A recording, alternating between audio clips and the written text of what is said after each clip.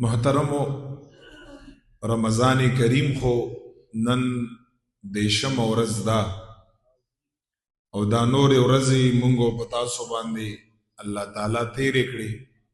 ډېر کسان الحمدلله او ډېر مسلمانانو به پکې ډېر عبادتونه کړي. ډېر خلک شته نیکان صالحان تقواداران د خدای پاک جل جلاله هغوی بندگی کا ډېر خلک شته.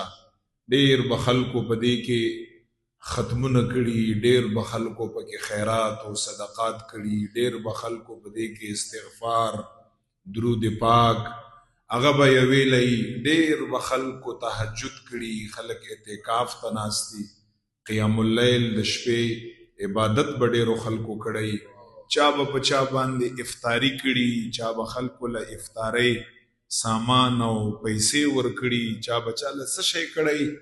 الله جل جلاله نه زمونږ او ستاسو یو نیکیم پټه نه ده. فمن یعمل مثقال ذرة خیرا یره ومن یعمل مثقال ذرة شرا یره. خدای پاک فرمای جل جلاله د ذرې برابر ذره دا یو وړوکی څیز دی، د هغې برابر نیکي تا زما د رضا دپاره وکړه، په ورځ د قیامت باندې به یا په خپل نامه اعمال کې ثواب ووینې. الله ښکاره به یې ورته ثواب ښکاره شي چې دا هغه زما د ذرې برابر د نیکۍ ثواب دی.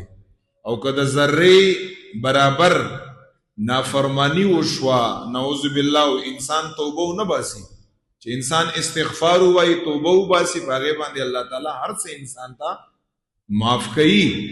خو بعضې وخت کې انسان غافلی توبه ونه باسي او ذرې برابرم ګناه وکړه، الله فرمایي جل جلاله یره د هغې وبال بم ووینې، هغه بم ستا مخې له راځي. نو دی وجه نه علما فرمایي چې ما نیکی کما او عام ګړی می ګړی کوئ، یا چې څومره پورې م تا وسوي عام یې مه ګړه، او ما ګناه عام ګړه.